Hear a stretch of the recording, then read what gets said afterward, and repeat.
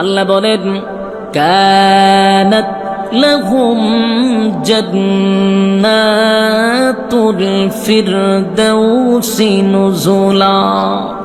ওয়াদা দিলাম বান্দা বান্দিকে, আমি ওয়াদা দিলাম যদি 2 গুণে গুণান্বিত হইয়া জান্নাতে পরকালে আসতে পারস, ওয়াদা দিলাম আমি চিরস্থায়ী জান্নাতুল ফিরদাউস আমার বান্দা বান্দিরে আমি লিখে দিব। সুবহানাল্লাহ। 2 গুণে গুণান্বিত হতে হবে। কারণ যুবক ভাইরা, এই পৃথিবী চিরস্থায়ী নয়। বলুন, এটা কি চিরস্থায়ী? এই পৃথিবী চিরস্থায়ী নয়। আল্লাহ বলেন কুল্লু মান আলাইহা ফান, সব আমি ধ্বংস করে দিব। সব যেদিন ধ্বংস হয়ে যাবে, ওয়ায়াবকা ওয়াজহু রাব্বিকা যুল জালালি ওয়াল ইকরাম, যিনি থাকবেন তিনি কে? যিনি থাকবেন তিনি আল্লাহ।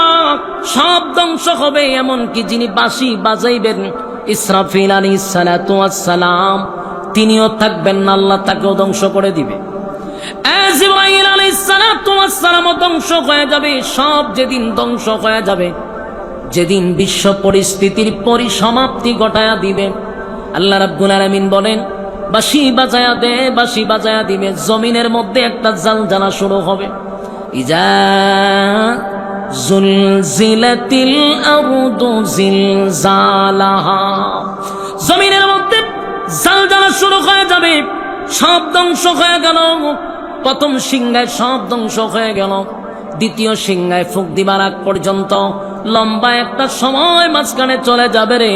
আল্লাহ আবার ইসরাফিল জিন্দা করবে। ইসরাফিল, দ্বিতীয়বার সিংহায় ফুঁক দাও।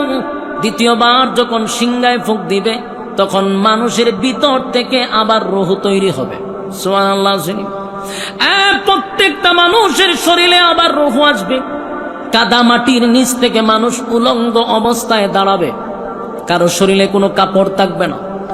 কাদা মাটির নিচ থেকে মানুষগুলা যখন হাসরের মাঠে দাঁড়াবে, আল্লাহ রাব্বুল আলামিন বলেন মানুষ যখন দাঁড়াবে উলঙ্গ অবস্থায়, আবার তাদের থাকবে প্রচন্ড পিপাসা।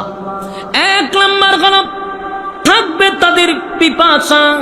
পৃথিবীর সব পানিও যদি তাদের গলাতে ঢেলে দেওয়া হতো, পিপাসা নিবারণ হতো না। এই পরিমাণ পিপাসা থাকবে। তখন মানুষ যে হাসরের মাঠে ডুববে, ওই হাসরের মাঠে ঢুকার আগে একটা জায়গার নাম হলো হাউজে কাউসার, যেখানে আমার নবী হাউজে কাউসারের সামনে দাঁড়ায় থাকবে।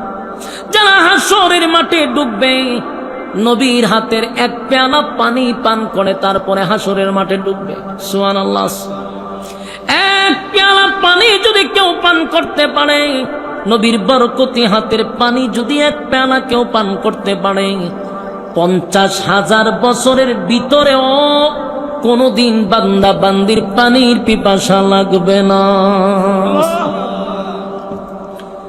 1 পেয়ালা পানি যদি পান করতে পারে, কিন্তু আফসোসের ব্যাপার হলো এই হাউজে কাউসারের পানি সবাই পান করতে পারবে না।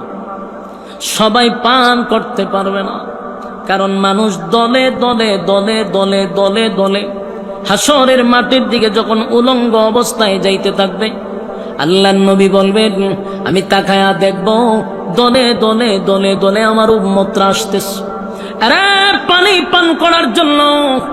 কিন্তু যখন তারা কাছাকাছি চলে আসছে, আমি নবী তাদেরকে আর দেখব না, তারাও আমারে দেখবে না। বিষয়টা কি বুঝতেছেন? আল্লাহর নবী বলেন আমি দেখলাম কোটি কোটি উম্মতেরা পানির পিপাসা জিহ্বা বাহির করে দিছে।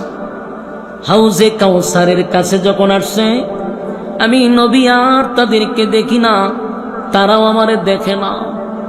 আল্লাহর নবী তখন একটা চিৎকার দিয়া বলবে মালিক, এই হাউজে কাউসার আমি আপনার কাছ থেকে জোর করে আনি নাই, আপনি তো আমারে গিফট করছেন, ঠিক না বে ঠিক? ইন্না আ'তাইনাকাল কাউসার, নিশ্চয়ই আমি আপনাকে কাউসার দান করছি। আল্লাহর নবী বলেন মালিক, এই কাউসার তো আমি আপনার কাছ থেকে জোর করে আনি নাই, আপনি আমারে দিছেন। তাহলে এখন আমার গুনাহগার উম্মতরা পানি পান করতে আসলো, আমি কেন তাদেরকে দেখি না, তারাও কেন আমারে দেখে না? আল্লাহর নবী যখন চিৎকার দিবে, রব্বে কারীম ডাক দিয়া বলবে, বন্ধু আপনি যাদেরকে দেখেন না, যারা আপনাকে দেখে না, তারা আপনার হাতের পানি পান করতে পারবে না, আর আমি আল্লাহ তাদেরকে আপনার বরকতি হাতের পানি পান করতে দিব না। আল্লাহর নবী বলেন, মালিক এমনটা কেন হয়ে গেল? আল্লাহ ডাক দিয়ে বলে, বন্ধু আমি যা জানি আপনি নবী তা জানেন না।